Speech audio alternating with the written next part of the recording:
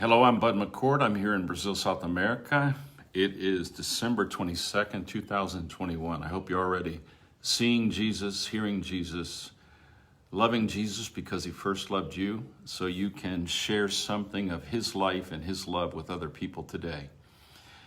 We're in John's Gospel. We're taking this verse by verse. We're just immersed in seeing, hearing, and loving Jesus as he was experienced by his very first disciples. Christianity is Jesus.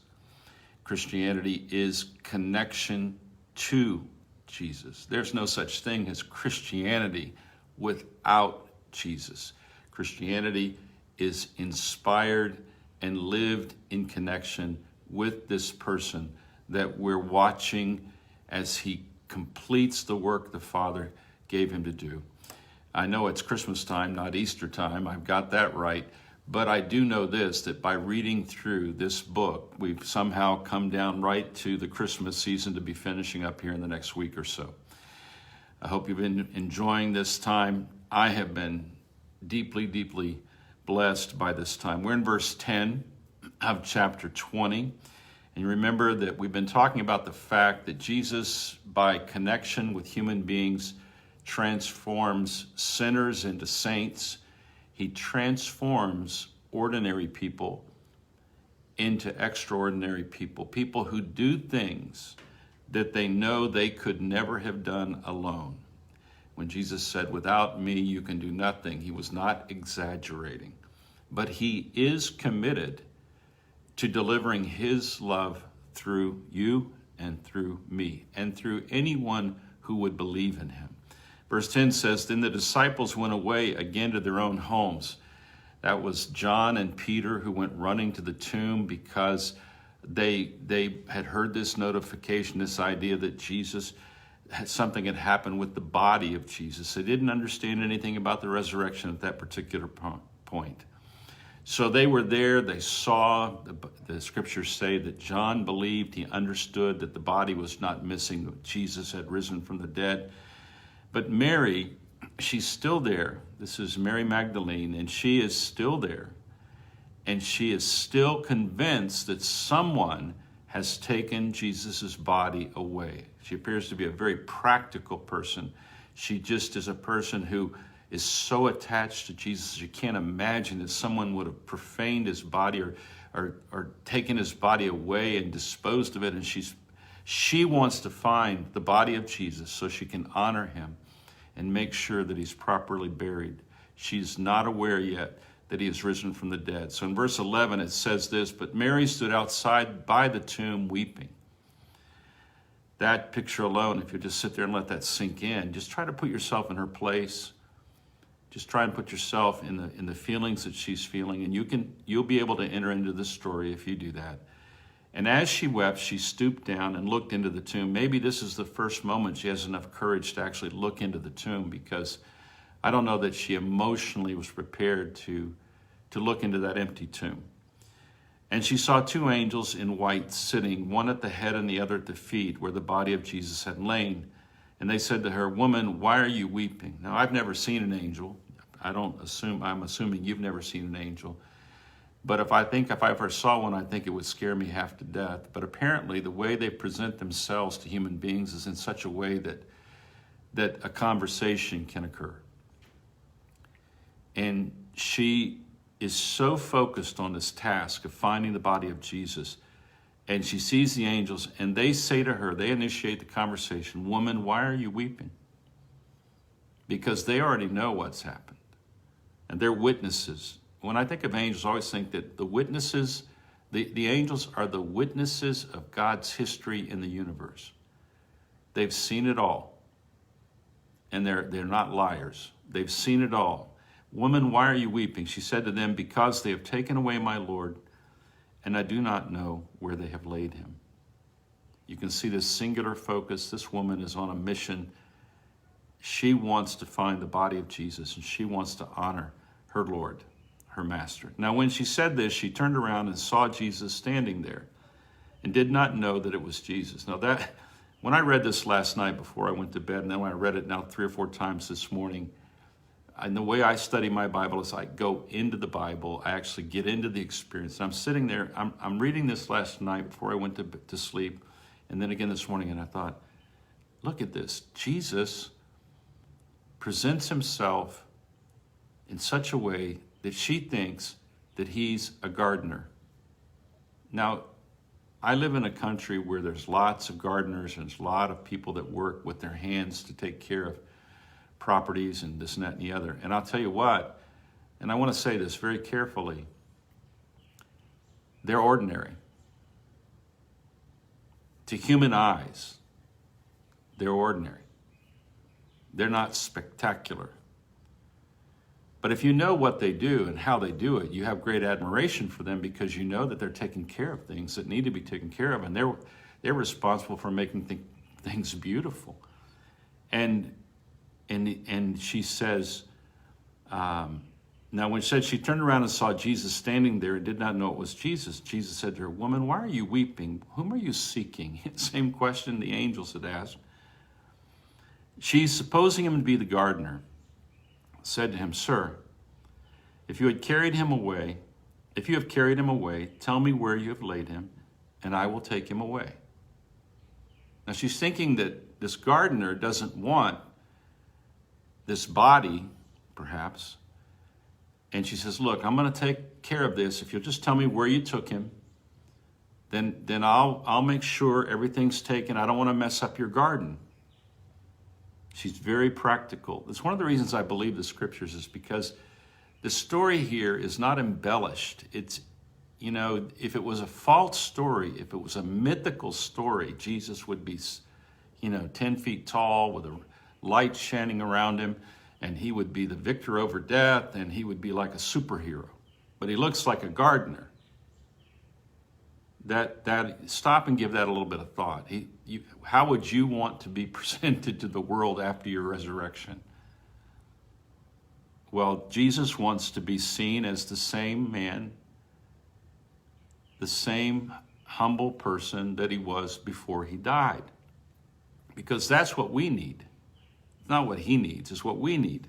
We don't need to see him as distance. We need to see him as coming close to us.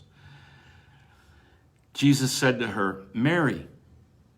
Now he speaks her name. Remember when Jesus said, "My sheep hear my voice, and I call them by their name"? "Mary," he says. She turned and said, "Rabboni," which is saying teacher. Or the word there, teacher, is more than just a teacher like we think of in a classroom. It's really mentor. The one who teaches me life. Mentor, master, teacher. Jesus said to her, "Do not cling to me." Well, apparently she fell at his feet, or she's clinging to him and his garment. She's emotionally releasing now herself back toward Jesus. But he is in a different phase right now. He's in the resurrection. He's headed back to the Father because he represents not just her, but all of us. "Do not cling to me, for I have not yet ascended to my Father, but go to my brethren and say to them, I am ascending to my Father and your Father, and to my God and your God." Mary Magdalene came and told the disciples that she had seen the Lord and that he had spoken these things to her. Apparently, if I'm understanding this correctly, at least based on only the book of John, she's the first person to see Jesus alive. Now that in and of itself is instructive, because this is a woman who had a very complicated past. This is a woman who washed the feet of Jesus with her hair and anointed him for his burial. And she's there now, wanting to continue that care for his body. And all of a sudden, he's standing there in front of her, and she is given the task of going and telling the disciples. Now, why would he choose her? Why would he choose her? I woke up this morning thinking about that. Why would he choose her? And I think it's because the miracle of Christianity is that we all feel equally loved by Jesus. I've been married to Pam now for over 50 years. And when I talk to Pam about Jesus, she feels as equally loved by Jesus as I do. When Pam and I talk about Jesus, we never think that Jesus loves us more than anybody else, but we never think he loves us less than anybody else. It's an amazing thing how that men and women, masculine and feminine, we may have differences of opinion about a lot of things, but when it comes to Jesus, we feel equally loved. And I've always found that fascinating. And I think that the reason that he sends her back to be the first eyewitness is because of the memories that they would have of her when she prepared Jesus, in a sense, for his burial and his death, and when she loved him, when she came out of her past, which was so complicated and filled with sin. And here she comes, and because she was looking for him, maybe the reason he sent her first is because she was the first person to go looking for him. You remember she got there early? She was the first person. And from this moment, everything changes. Remember that Jesus had told them that the world would be rejoicing and you would be weeping. That you disciples are going to be weeping and the world's going to be rejoicing. Hey, we got rid of Jesus. The problem's solved. Let's take a rest and let's rejoice. The problem has been solved. We did our part. We solved the problem, that problem of Jesus. Now, it's reversed now. Can you imagine when the news hits Pilate's house and the high priest's house, the Jesus problem has left the cemetery? It's almost comical, but it's almost like they thought they'd solved the problem. And now, 2,000 years later, he has definitely left the cemetery. He continues to be the most influential power and voice on this planet. Mark my words and mark the words of Jesus. Nothing is turning back what he did and what he wants to do. It's just a question of who will go with him and who will not go with him. That's the only question that's open really right now. Will you go with him or will you go against him?